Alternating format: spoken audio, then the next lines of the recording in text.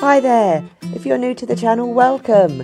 I'm Anjali and that is my dog Sadie, and together we are roaming the UK in our 1992 camper van, Jezebel.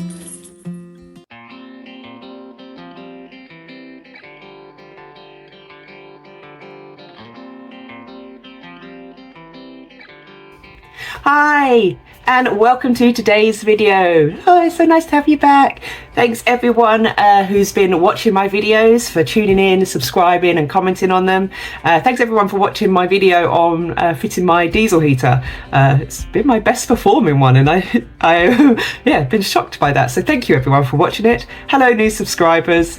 I hope you enjoyed today's video where we are going to be reviewing a drone that I got a little while ago and I've been playing with whilst I've been out on hikes, and I wanted to do a quick review of it in case anyone was wondering should they get one. And that drone is the HoverAir X1. So there's quite a lot of reviews about the HoverAir X1, and well, I thought I'd add my 2 cents into it. As a solo content creator who doesn't have a lot of money or experience with tech in that way. I've never used a drone before. I do all of my filming on my phone, so I thought I would give what is hopefully a unique perspective on the very popular now HoverAir X1. So I first found out about the HoverAir X1 over on Instagram, where I find out most of my things in the sort of hiking and the content creation sort of community that I'm building over there.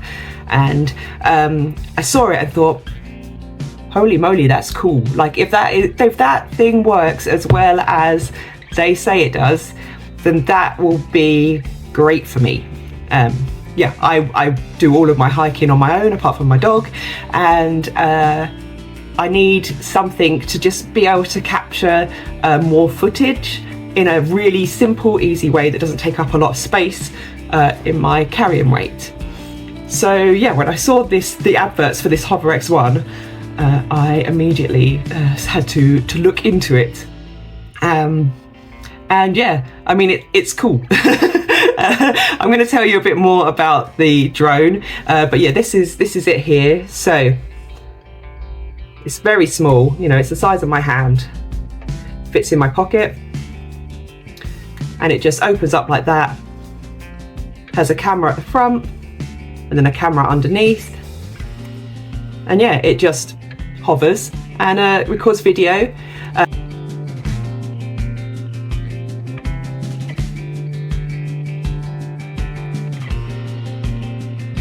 So a few techie bits about the camera itself. If you're really interested in the tech side of it, I suggest you go and watch someone else's video which goes into more depth about that, because those things are not things that I super care about. I care about, does it work in the way that I want it to work? But I will say it has a 32 gig built-in memory, so there's no SD cards or anything that you need to put into it.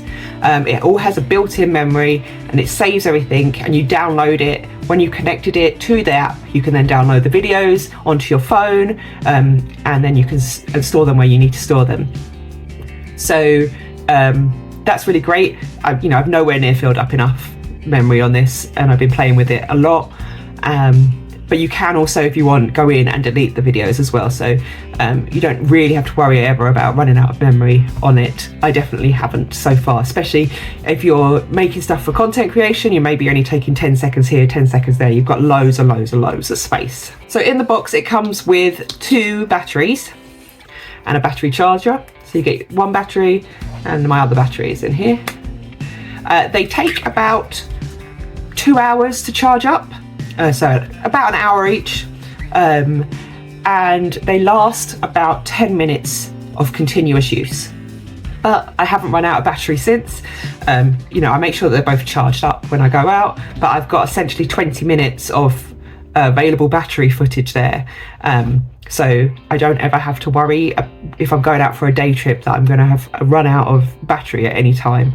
And because it's all so small, this and the Hover fit into the bag that it comes with easy peasy, so that you can keep them together at all times so you don't lose anything. You can record in both 4K and 1080p, which means that you can record for content creation and YouTube and everything in between. So you can select that via the app, what the resolution is that you want, whether you want sound or not.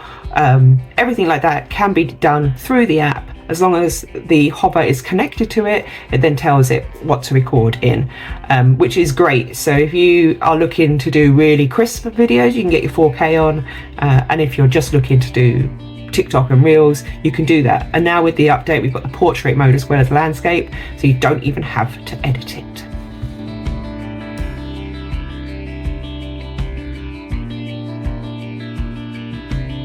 The HoverAir X1 has been dubbed the hands-free selfie stick, and with good reason. It's got pre-set modes that you can just use straight out of your pocket, and it will allow you to choose specific things that you want it to do while keeping your hands free, which for me is great because I've sometimes got Sadie on a lead, and I'm sometimes doing sort of walking through and things like that, and I don't always want to be carrying my phone and a selfie stick out. It's really nice to be able to just enjoy the walk knowing that something is doing the hard work for me. Yeah, this drone is a complete game changer for me, and yeah, let's talk about some of the modes.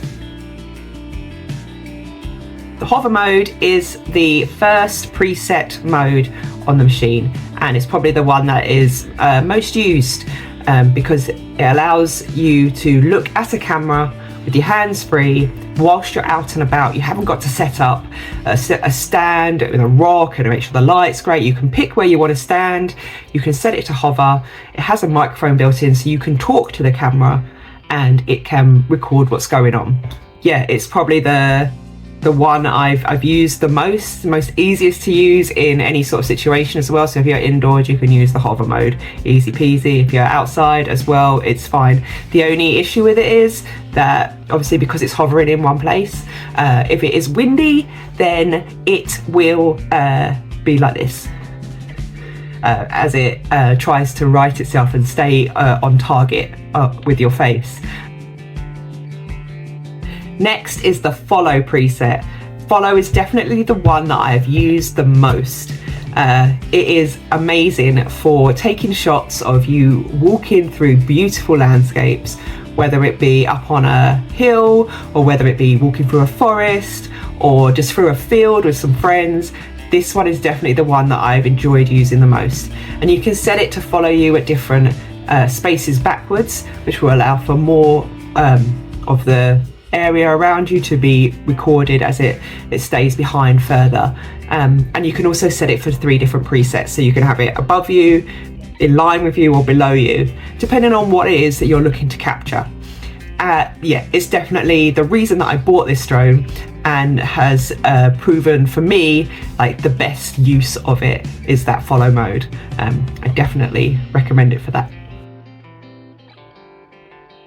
The orbit mode is very good for if you're standing still somewhere and you want to get sort of an overview of where you are. So if you're up somewhere high and it spins around you, that's very cool. And if you've reached a monument and you want to get a shot of all around the monument with you standing there, then orbit is the one for you.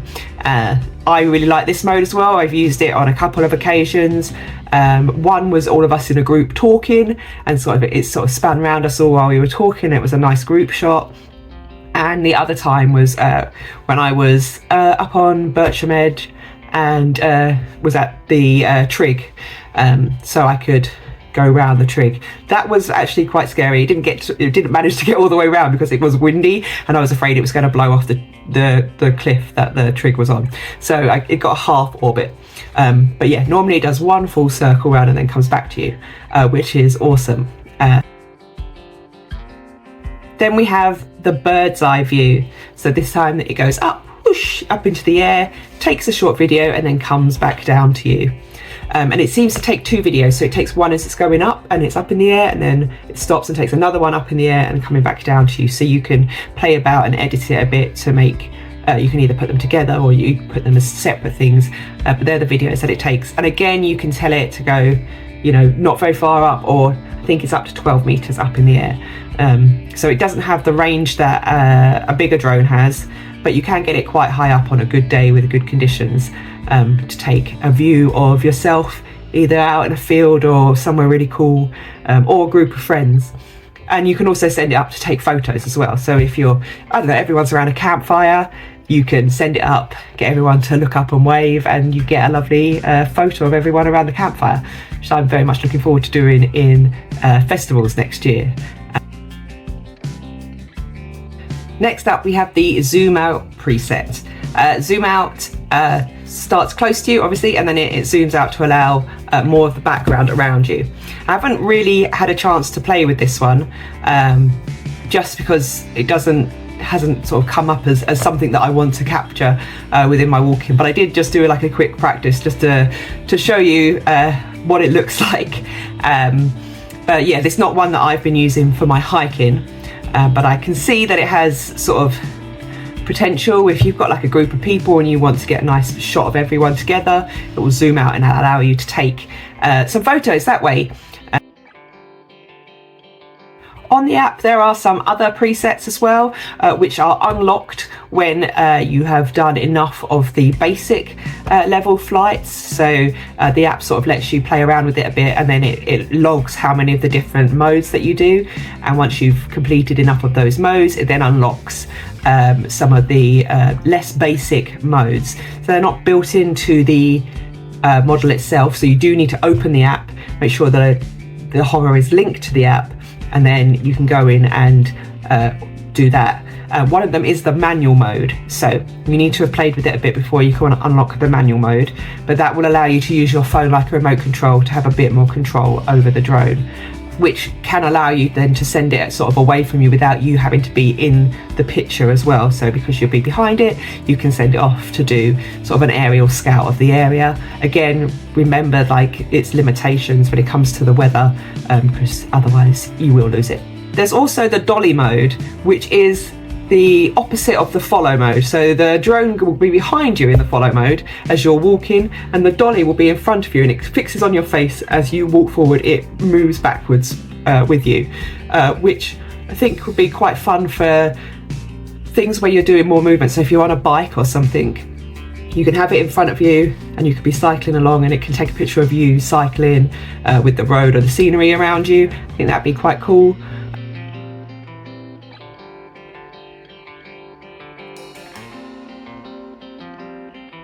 So let's talk about the pros and the cons of this little drone. These are all based on my own personal experience using this drone, and they may be things that for you actually don't bother you at all when it comes to the cons, or maybe they're things that for a pro you don't like. But this is based on how I feel about using this device, the reasons I bought it, and yeah, what's great about it. 1, it is easy to use, like ridiculously so. And that's really what I always look for when it comes to technology like this. Because I'm enjoying my walk, I'm out and about and I'm exploring. I don't want to be standing around and faffing about with a device that's complicated to use or needs extra components and things. I like something that is easy to use, that I can pick up and away I go. It has a really good app that is incredibly simple to use. As soon as you have connected your drone to it via its own personal Wi-Fi, then it's really just like, press a button, which is really nice. Even the controls for the manual part of the drone are very, very easy to use. The video quality is really, really good. As far as I've used it, I haven't had any issues with it, and you can scale the quality as well. So if you are looking for 4K videos, it does 4K videos. If you're looking for something smaller, like you're just going to use on social media and Instagram and stuff, then you can go smaller. And the quality is still very good. It also now, after the last update, has a Instagram portrait mode. So if you are someone who is creating content solely for your Instagram or your TikTok, then you can actually set it so instead of it being a landscape, it's a portrait video, and you don't have to faff about with editing it. It is superb for solo content creators like myself. I don't have someone with me who can take videos for me. I don't have someone with me who can help me to create the content, to edit the content, to get that really beautiful content that a lot of content creators are very lucky to have extra people. So I have to rely on myself. And this is probably the main reason I bought this drone. The fact that it very easily can follow me around on a hike and help me get nice pictures and nice video that I quite like, without having to have other people around. Probably the biggest pro for me is that it is so easy for me now to get pictures of me walking through the woods. I don't have to run around and set up cameras, not that I ever did, which you may know from watching my other videos. I can just press a button and off it goes, and that is amazing for me. Next, it fits in your pocket. It is so small that it just fits in your pocket, your coat pocket, your trouser pocket, and it's just there. You don't have to faff about with an extra bag with extra equipment in it. I can keep it on the inside pocket of my jacket, and when I feel like it's a good time to do a video, boom, it's there. Amazing. So now let's look at some of the cons, and there aren't very many, and as I said, they are very much related to me and my use of the drone. The first one would be that it is noisy, and for some people maybe that's not a big deal breaker, but Sadie hates the noise, so I have to be very careful when I'm using it, because it just scares her too much. You know, she is a nervous dog, and so things like that do always scare her, but yeah, she really hates the noise of it. And also I'm very conscious of the amount of noise that it makes when I'm out walking. A lot of people go on their walks for solitude and for clearing their mind and their head, and what they don't need is a sound of flying around. So I mean, I always feel like I'm very conscious, even when I'm recording and it's not the drone, that what I'm creating isn't interfering with everyone else's enjoyment of the area. And that's really important for me, and the fact that it is noisy makes me very self-conscious. Whenever I've tried to use it, I've either been in a group where I've said to them, I'm going to be using this, like it's going to make a bit of noise, or I've been on my own in a woodland. And the reason for that is that I just didn't want it bothering other people. It is no good in wet or windy weather, which in the UK can be a challenge. So yeah, if it is even slightly windy, it can throw the drone off course, and it sort of stops working. It can't work out where you are, it can't work out where the floor is, and you just get an error. And I've had that a couple of times on some of my walks when I've climbed up a big hill. It's very windy up on hills, and one time the drone sort of got caught in the wind and got thrown into a patch of heather moor, so then I had to climb through that and try and find it. And another time I was near a cliff edge and I could see the wind sort of moving it, and I had to stop and pull it back in, because it wasn't worth the video to lose the drone. So yeah, it is very fragile in that respect. If it's a little bit windy, then it cannot do any videoing at all. Another thing is that it will not go over water, uneven ground, or off cliffs, etc. It needs to have a flat surface below it in order to work out where it's going and where it's coming back to. So yeah, if you're on a paddleboard, don't expect to be able to use your drone on the paddleboard, because it cannot work over water. Don't be thinking you can send it off for some beautiful aerial shots of landscape and things, because it cannot handle that. It needs to have a level ground beneath it. And yeah, uneven ground, it does struggle a bit trying to go up hills and that as well and keep at the right height. So I can't have it follow me if I climb up a hill, but it will follow me if I'm walking along a pathway. But yeah, it does have those limitations that a larger drone with a proper remote control and bigger propellers and things doesn't have. So just be aware of that if you are looking to get something that is like taking all these beautiful vistas. This is not the drone to do that. As always, please do like, comment and subscribe. I am working my way very, very quickly now towards my end of year goal of 250 subscribers. I think I'm only 6 away at time of recording this, which is very exciting. Yes, please do subscribe to the channel, and please do let me know what you thought about this video. I put a link for the HoverAir X1 in the description below. I'm not affiliated anyway, no one's paid me to do this review. I just wanted to throw in my 2 cents on what it's like as a solo content creator, as someone who enjoys hiking and walking alone, what it's like for them. So if you want to get this, you can, the link is down there. I won't get anything for it, but I would be very interested to hear if you do decide to go buy it based on this video. I really hope that you have enjoyed this video today, something a little bit different, but yeah, I really wanted to talk about this hover because I love it. It's a really great product, even with the cons that I spoke about.